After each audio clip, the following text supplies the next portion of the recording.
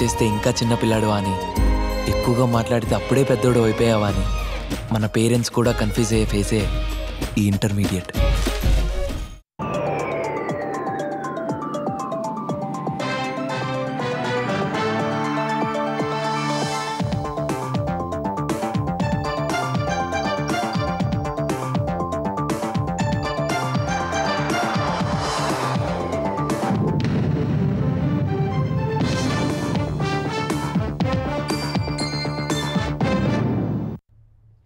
నమస్కారం, ETV news కి స్వాగతం. ముందుగా ముఖ్యాంశాలు.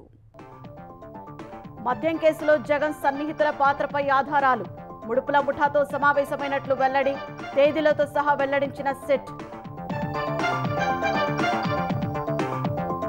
ఏపీలో సంక్షేమ హాస్టళ్ల స్థితిగతులపై హైకోర్టు ఆందోళన, అధికారులు తనిఖీ చేయాలని సూచన, నివేదిక సమర్పించాలని సీఎస్కు ఆదేశం. మేడిగడ్డ 7వ బ్లాక్ పునరుద్ధరణలో మరో మలుపు, డిజైన్లు ఇవ్వాలంటే పరీక్షల నివేదిక కావాలన్న సీడీఓ, సమగ్ర వివరాలు కోరుతూ లేఖ. ఆహార భద్రతలో దేశానికే తెలంగాణ ఆదర్శమన్న భట్టి, సన్నబియ్యం పంపిణీ ఒక రికార్డని వెల్లడి, అభివృద్ధికి ప్రాధాన్యమిస్తున్నట్లు ప్రకటన. ఉపరాష్ట్రపతి పదవికి జగదీప్ ధన్కర్ రాజీనామా, ఆరోగ్య కారణాలతో తప్పుకుంటున్నట్లు ప్రకటన, అనుమానాలు వ్యక్తం చేసిన విపక్ష నేతలు. అక్రమ సంబంధానికి బలైపోయిన మరో భర్త, ప్రియుడితో కలిసి హతమార్చి ఇంట్లో పాతిపెట్టిన భార్య, మహారాష్ట్ర పాల్ఘర్ జిల్లాలో దారుణం. బెట్టింగ్ యాప్ల కేసులో ఈడీ విచారణకు గూగుల్, మెటా ప్రతినిధులు గైర్హాజరు, మరింత సమయం కోసం వినతి, 28న రావాలని మళ్లీ సమన్లు.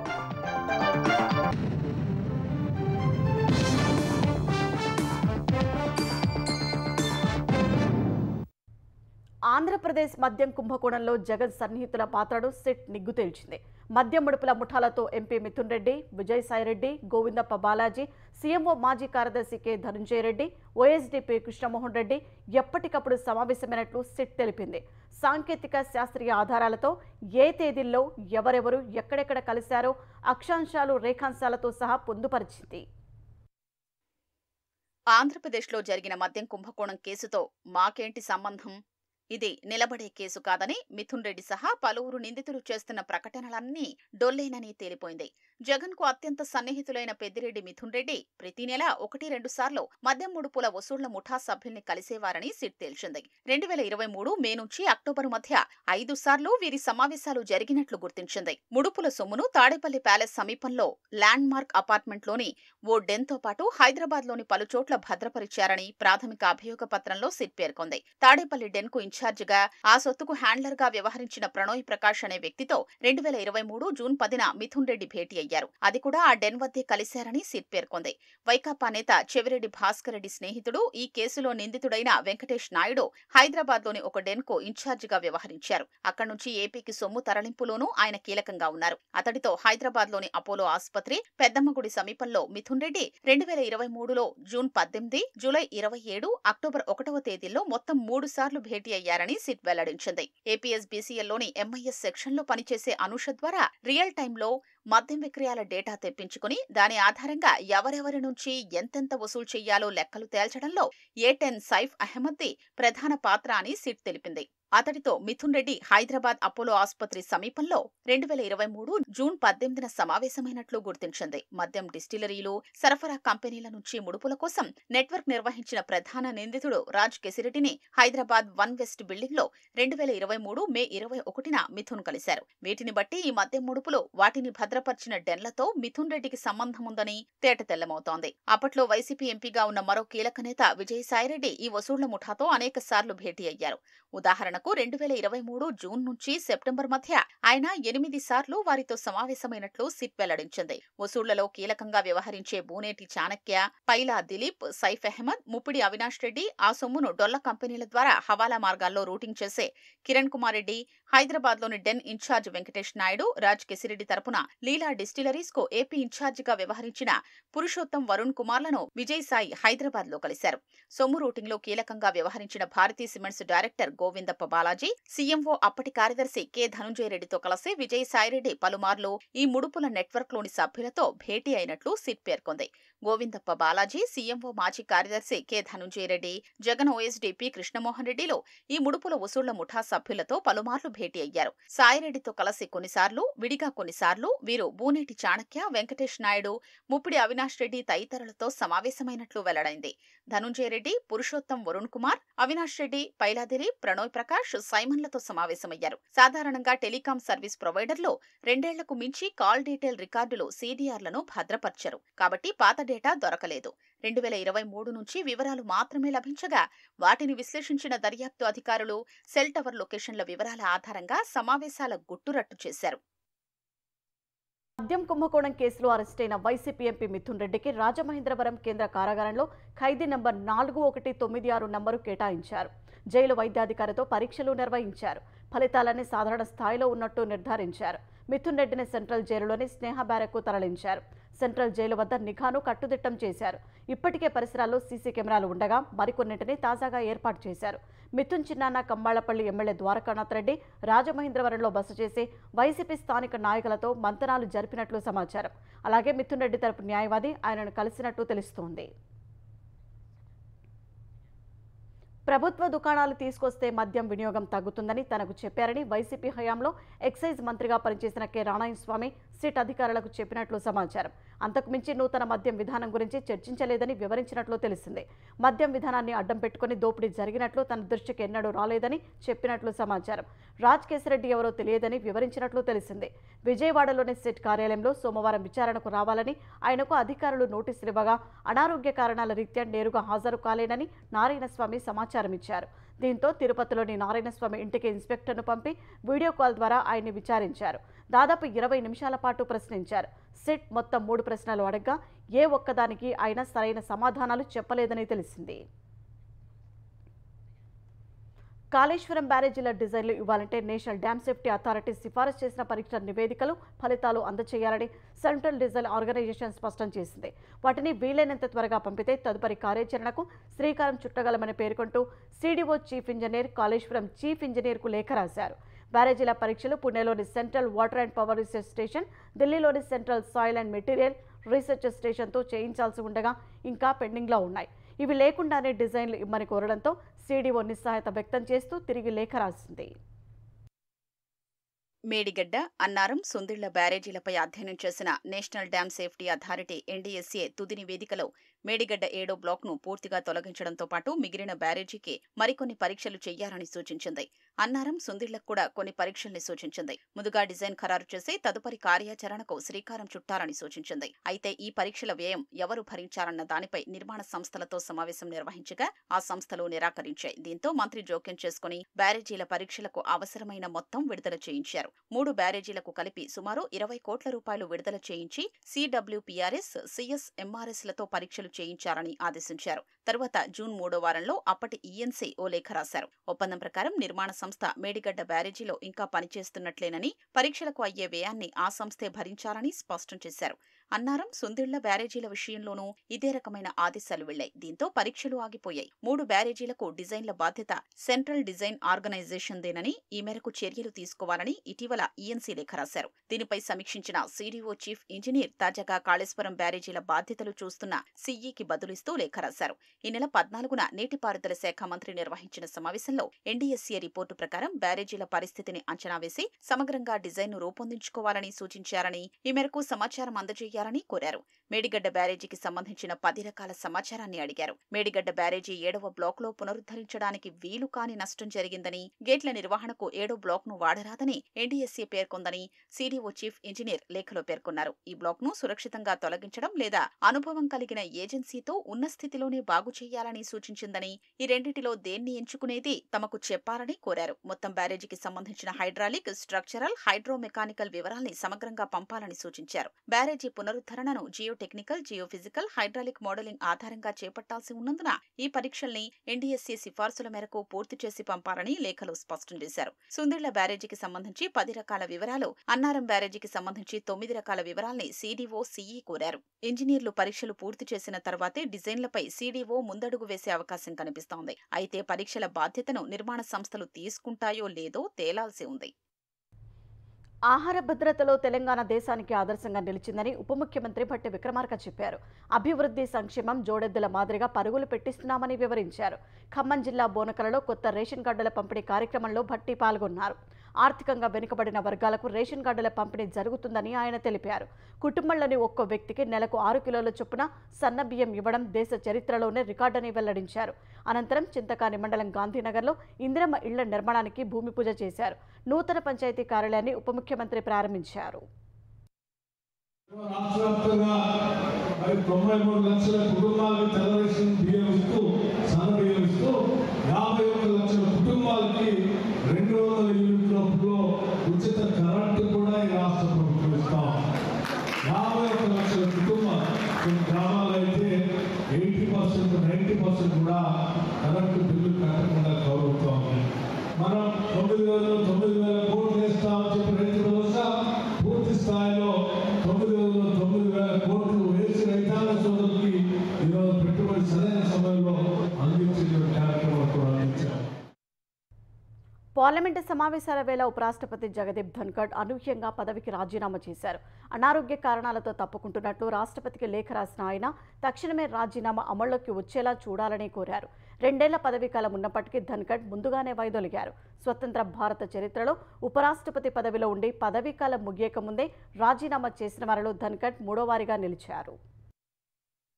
ఉపరాష్ట్రపతి పదవికి జగదీప్ ధన్కడ్ సోమవారం రాజీనామా చేశారు. రాజ్యసభ చైర్మన్ హోదాలో పార్లమెంటు వర్షాకాల సమావేశాల తొలి రోజున కార్యక్రమాల్ని సజావుగా నిర్వహించిన ఆయన రాత్రి అనూహ్యంగా రాజీనామా లేఖను రాష్ట్రపతికి పంపారు. అనారోగ్య కారణాల వల్లే పదవి నుంచి వైదొలుగుతున్నట్లు తెలిపారు. రాజ్యసభ సమావేశాల్ని ప్రస్తుతానికి డిప్యూటీ చైర్మన్ గా ఉన్న జేడీయూ నేత హరివంశ్ నడిపిస్తారు. 2022 ఆగస్టు 11న ఉపరాష్ట్రపతిగా బాధ్యతలు చేపట్టిన ధన్కడ్కు 2027 ఆగస్టు వరకు పదవీ కాలముంది. 2 ఏళ్ల 344 రోజులకే ఆయన వైదొలగాలని నిర్ణయించుకున్నారు. 74 ఏళ్ల ధన్కడ్ తర్వాత ఉపరాష్ట్రపతిగా ఎవరిని ఎన్నుకుంటారనే అంశంపై ఆసక్తి నెలకొంది. త్వరలోనే ఉపరాష్ట్రపతి ఎన్నిక ఉండనుండగా హరివంశ్కు అవకాశమిస్తారా అనే చర్చ జరుగుతోంది.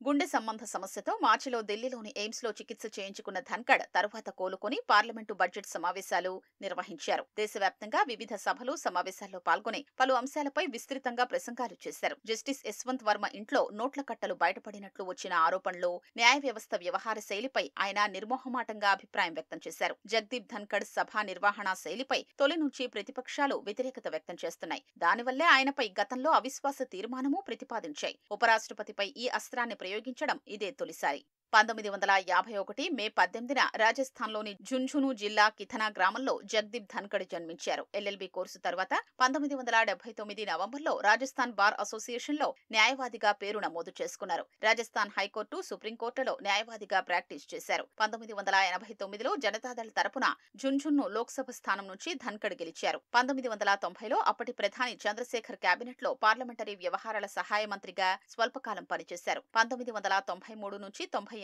మధ్యకాలంలో ఎమ్మెల్యేగా ఉన్నారు. పివి నరసింహారావు ప్రధానిగా ఉన్న సమయంలో కాంగ్రెస్ లో చేరారు. 1998 నుంచి క్రియాశీల రాజకీయాలకు దూరంగా ఉంటూ న్యాయవాద వృత్తిలో కొనసాగారు. 2008 తర్వాత భాజపా గూటికి చేరిన ధన్కడ్ 2019లో పశ్చిమ బెంగాల్ గవర్నర్ గా నియమితులయ్యారు. 2022లో ఉపరాష్ట్రపతి ఎన్నికల్లో అధికార ఎన్డీఏ కూటమి ఆయనను తమ అభ్యర్థిగా రంగంలోకి దింపింది. విపక్షాల అభ్యర్థి మార్గరెట్ ఆళ్వాపై ఆయన 346 ఓట్ల తేడాతో విజయం సాధించారు. భారత 14వ ఉపరాష్ట్రపతిగా బాధ్యతలు చేపట్టారు. ఆరోగ్య కారణాలతో పదవికి రాజీనామా చేసినట్లు ఆయన రాష్ట్రపతికి రాసిన లేఖలో తెలిపారు. ధన్కడ్ అనూహ్య రాజీనామాపై ప్రతిపక్షాలు అనుమానం వ్యక్తం చేశాయి. ఆరోగ్యాంశంపైకి కనిపిస్తున్న కంటికి కనిపించని కారణాలు ఉండి ఉంటాయని పేర్కొన్నాయి. ధన్కడ్ రాజీనామా ఊహించని పరిణామమని కాంగ్రెస్ ప్రధాన కార్యదర్శి జయరాం రమేష్ అన్నారు. సోమవారం సాయంత్రం 5 గంటల వరకు ఆయనతో ఉన్నారని, రాత్రి 7:30కు ఆయనతో మాట్లాడినట్టు చెప్పారు. తర్వాత అనూహ్యంగా రాజీనామా నిర్ణయం వెలువడిందన్నారు. రాజీనామాను ఆయన ఉపసంహరించుకోవాలని, ఇందుకు ప్రధాని ఆయన్ను ఒప్పించాలని ఎక్స్ వేదికగా కోరారు. రాజ్యసభ ఎంపీ కపిల్ సిబల్ ధన్కడ్ను దేశభక్తుడిగా ప్రశంసించారు. ఆరోగ్య కారణాలను పేర్కొన్నందున దానిని అంగీకరించి ముందుకు సాగాలన్నారు. ధన్కడ్ రాజీనామా ఊహించనిదని, దీనికి కారణాలేంటో తెలియదని సిపిఐ ఎంపీపీ సంతోష్ కుమార్ అన్నారు. రాష్ట్రపతి ద్రౌపది ముర్ము రాజీనామాను అంగీకరిస్తారని అనుకోవట్లేదని చెప్పారు. ఆరోగ్య కారణాల వల్ల ఉపాధ్యక్ష పదవికి ధన్ఖడ్ రాజీనామా చేసిన వార్త ఆందోళనకరమని శివసేన యూబీటీ నేత ఆనంద్ దూబే అన్నారు. వర్షాకాల సమావేశాల తొలి రోజే ధన్ఖడ్ రాజీనామా చేయడం ఆశ్చర్యంగా ఉందన్నారు. విపక్ష నేతలంతా ధన్ఖడ్ త్వరగా కోలుకోవాలని ఆకాంక్షించారు. కక్షిదారులకు చట్టపరమైన సలహాలిచ్చే న్యాయవాదులకు దర్యాప్తు సంస్థలు సమన్లు జారీ చేయడంపై సుప్రీంకోర్టు తీవ్ర ఆందోళన వ్యక్తం చేసింది. ఎన్ఫోర్స్మెంట్ డైరెక్టరేట్ ఈడీ అన్ని పరిమితులను దాటుతోందంటూ ఆగ్రహం వ్యక్తం చేసింది. న్యాయవాదులకు సమన్లు ఎలా జారీ చేస్తారని ప్రశ్నించింది. సీనియర్ న్యాయవాదులు అరవింద్ దతార్, ప్రతాప్ వేణుగోపాల్లకు ఈడీ సమన్లు జారీ చేయడంపై భారత ప్రధాన న్యాయమూర్తి justice BR Gavai, justice Vinod చంద్రలతో కూడిన ధర్మాసనం మండిపడింది. న్యాయవాదులకు క్లయింట్లకు మధ్య జరిగే సంభాషణ చాలా ప్రత్యేకమైందని, దానికి నోటీసులు ఇవ్వడం తమను విస్మయానికి గురిచేసిందని పేర్కొంది. మనీ లాండరింగ్ కేసులో కక్షిదారులకు సలహా ఇచ్చిన న్యాయవాదులు అరవింద్ దతార్, ప్రతాప్ వేణుగోపాల్లకు ఇటీవల ఈడీ సమన్లు జారీ చేసింది. ఈ అంశాన్ని సుమోటోగా స్వీకరించిన సుప్రీంకోర్టు సోమవారం విచారణ జరిపింది. ఈ అంశంపై మార్గదర్శకాలు జారీ చేసే అంశాన్ని పరిశీలిస్తామని ధర్మాసనం తెలిపింది. కేంద్రం తరపున వాదనలు వినిపించిన attorney general R Venkataramani, solicitor general Tushar Mehta కూడా న్యాయస్థానం అభిప్రాయంతో ఏకీభవించారు. రాజకీయ నాయకులు, రాష్ట్ర ప్రభుత్వంతో పాటు ఈడీ తరపున వాదించే న్యాయవాదులు ఈ అంశాన్ని రాజకీయం చేయకూడదని సీజేఐ హితవు పలికారు. తదుపరి విచారణను కోర్టు ఈ నెల 29కి వాయిదా వేసింది. ఆంధ్రప్రదేశ్లో ప్రభుత్వ వసతి గృహాల దుస్థితిపై హైకోర్టు తీవ్ర అసంతృప్తి వ్యక్తం చేసింది. సంక్షేమ హాస్టళ్ల కోసం ఖర్చు చేస్తున్న కోట్ల రూపాయలు ఎక్కడికి పోతున్నాయని, గుత్తేదారుల లబ్ధి కోసమే పనులు చేపడుతున్నారా అని ప్రశ్నించింది. మంచాలు, పరుపులు లేక విద్యార్థులు నేలపై పడుకోవడం ఏమిటని నిలదీసింది.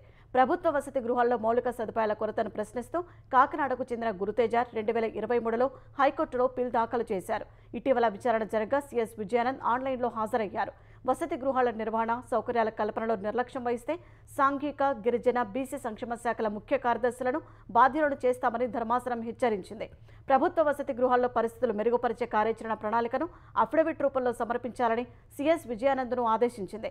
హాస్టళ్లలో సౌకర్యాలపై ప్రతి జిల్లాలో సీనియర్ అధికారి తనిఖీలు నిర్వహించాలని ఆదేశించింది. తనిఖీ చేసిన అధికారి పేరు, హోదా, నివేదికలను తమ ముందు ఉంచాలని స్పష్టం చేసింది. హాస్టళ్లలో సౌకర్యాలు మెరుగుపరిచేందుకు తీసుకున్న చర్యలపై స్థాయి నివేదిక ఇవ్వాలని ఆదేశించింది. విచారణను నెల రోజులకు వాయిదా వేసింది. ఒక్క అవకాశం అంటూ 5 సంవత్సరాలు జగన్ చేతిలో పెట్టినందుకు ఆంధ్రప్రదేశ్ 20 ఏళ్లు వెనక్కి వెళ్లిందని మంత్రులు ఆవేదన వ్యక్తం చేశారు. మడకశిరలో నిర్వహించిన సుపరిపాలనలో తొలి అడుగు కార్యక్రమంలో మంత్రులు అనిత, సవిత, ఎమ్మెల్యే రాజు పాల్గొన్నారు. అనంతరం జరిగిన బహిరంగ సభలో కాంగ్రెస్ పార్టీ నుంచి వచ్చిన పలు కుటుంబాలను తెలుగుదేశం పార్టీలోకి ఆహ్వానించారు. ఈ సందర్భంగా వైసీపీ నాయకుల తీరును ఎండగట్టారు. విజన్కు జగన్కు మధ్య తేడా ప్రజలకు తెలిసొచ్చిందని అన్నారు. జగన్ పట్ల అప్రమత్తంగా ఉండాలని మంత్రులు పిలుపునిచ్చారు. తెలంగాణ యువతకు ఉపాధి అవకాశాల కల్పనే లక్ష్యంగా ప్రభుత్వం ముందడుగు వేస్తోందని ఐటీ పరిశ్రమల శాఖ మంత్రి దుద్దిళ్ల శ్రీధర్ బాబు అన్నారు. భూపాలపల్లి జిల్లా కేంద్రంలో టాస్ ఆధ్వర్యంలో ఏర్పాటు చేసిన వృత్తి నైపుణ్య శిక్షణా కేంద్రాన్ని, ₹1 కోటి నిర్మించిన గ్రంథాలయాన్ని మంత్రులు శ్రీధర్ బాబు, పొంగులేటి శ్రీనివాసరెడ్డి ప్రారంభించారు. నైపుణ్యం కలిగిన వారికి బహుళజాతి సంస్థలు అధిక ప్రాధాన్యత ఇస్తున్నాయని వెల్లడించారు. టాస్క్ ద్వారా సుమారు 50 పరిశ్రమలతో భాగస్వామ్యం ఏర్పాటు చేసుకుని ఉపాధి అవకాశాలు కల్పిస్తున్నట్లు మంత్రులు తెలిపారు. శిక్షణ పొందిన అభ్యర్థులకు సింగరేణి, విద్యుత్ సంస్థల్లో ఉద్యోగ అవకాశాలు లభిస్తున్నాయన్నారు. ఉపాధి అవకాశాల కోసం ఎదురు చూస్తున్న నిరుద్యోగ యువతకు ఈ కేంద్రాలు ఉపాధి కల్పన వేదికలుగా నిలవాలని మంత్రులు శ్రీధర్ బాబు, శ్రీనివాసరెడ్డి ఆకాంక్షించారు. చిత్ర పరిశ్రమలో నిర్మాతలను కాపాడుకోవడం నటీనటుల బాధ్యతని ఆంధ్రప్రదేశ్ ఉప ముఖ్యమంత్రి, కథానాయకుడు పవన్ కళ్యాణ్ చెప్పారు. ఎలాంటి ప్రచారం లేకుండానే సినిమాలను విడుదల చేసుకునే తాను హరిహర వీరమల్ల విషయంలో మాత్రం ఆర్థిక సవాళ్లు, ఒడిదొడుకులను దృష్టిలో పెట్టుకుని ప్రీ రిలీజ్ ఈవెంట్కు వచ్చినట్లు తెలిపారు. పవన్ నటించిన హరిహర వీరమల్లు చిత్రం ఈ నెల 24న విడుదల కానుంది. ఈ సందర్భంగా హైదరాబాద్ శిల్పకళా వేదికలో ప్రీ రిలీజ్ వేడుక ఘనంగా నిర్వహించారు. చిత్ర పరిశ్రమకు వచ్చి 30 ఏళ్లు గడుస్తున్నా వయసు పెరిగిందేమో కానీ గుండెల్లో చేవ తగ్గలేదని పవన్ స్పష్టం చేశారు. అన్ని బంధాలు డబ్బుతో ముడిపడి ఉండవన్న పవన్ స్టార్ తాను నటించిన కొన్ని సినిమాలకు రెమ్యునరేషన్ కూడా తీసుకోలేదన్నారు. ఢిల్లీకి రాజైన తల్లి కొడుకు లాగా ఎంత ఉప ముఖ్యమంత్రి అయినా సినిమాకి హీరో. 2 సంవత్సరాల క్రితం భీమ్లా నాయక్ రిలీజ్ అయినప్పుడు 10-15 రూపాయల టికెట్తో వచ్చినప్పుడు నేనేమనలా. కానీ మీ కోరిక మేరకు ఈరోజు టికెట్ రేట్స్ పెరిగి ప్రభుత్వం మనదొచ్చి మన సినిమా ఇప్పుడు రిలీజ్ అయ్యింది. ఆ రోజు మీరు పంతం కొద్ది చూశారు. మీ రోజు ఆ రోజు పెట్టిన ఎఫర్ట్కి దాని తాలూకు సత్తా మీరు చూస్తారు. ఈరోజు ఇది ఎన్ని రికార్డులు చేస్తా నేను చెప్పలేను, ఎందుకంటే ఎంత కలెక్షన్ చేస్తానో నేను చెప్పలేను. ఎందుకంటే నేను ఎప్పుడు కూడా ఈ రోజుకి చెప్తున్నాను, డిడ్ అవర్ బెస్ట్ ఎఫర్ట్స్.